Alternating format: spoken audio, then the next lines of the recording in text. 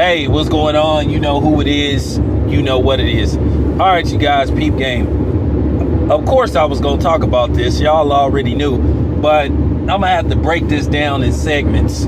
You know, part 1, part 2, part 3. Or some of y'all part 3. But nevertheless, in case you guys don't know, shout out to World Combat Sports and Blue Blood Sports. They basically, you know, broke the story that Jerry Jones is a suspect or former white supremacist, whatever you want to call it. Me, myself, I believe once a white supremacist, always a white supremacist. Well, at least now we know why Jerry Jones never hired a Negro coach. And now we know why Jerry Jones is funny style towards Negro quarterbacks, a.k.a. Quincy Carter and Dak Prescott. Yeah, he signed Dak Prescott to a hefty contract, but Jerry didn't really want to give him that contract because from what I heard, it was a lot of pressure on the outside for Jerry to re-sign Dak Prescott. And there was rumors also that Jerry considered trading him or letting him walk. But that's neither, that's neither here or there. But the big story is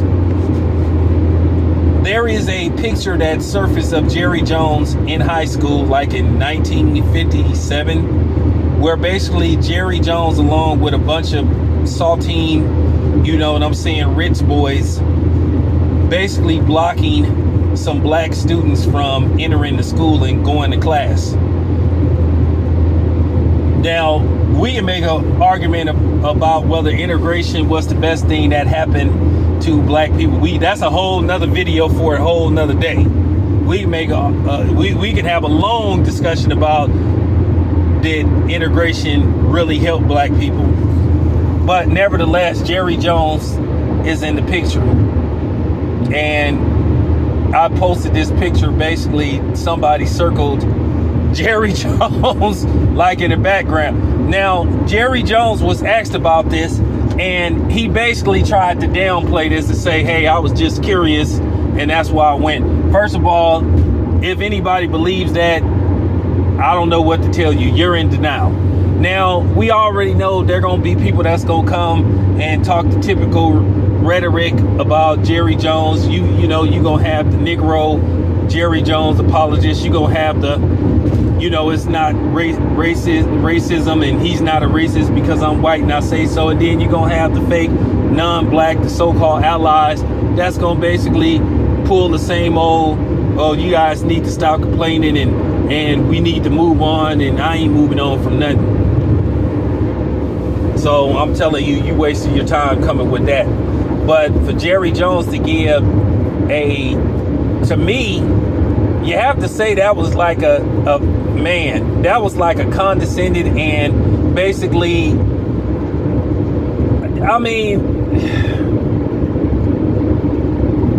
what are the proper words I can use besides the blatant word bullshit when he said he was just curious?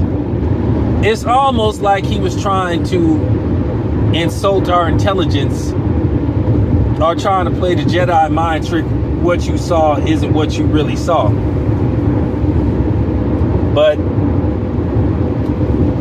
to say he was curious, what you curious about? That day and time, you already knew what was up. You knew what was up. So why would you go there just to be curious? Jerry Jones should have just did the typical, the typical thing, the typical script that they basically write for dudes like him.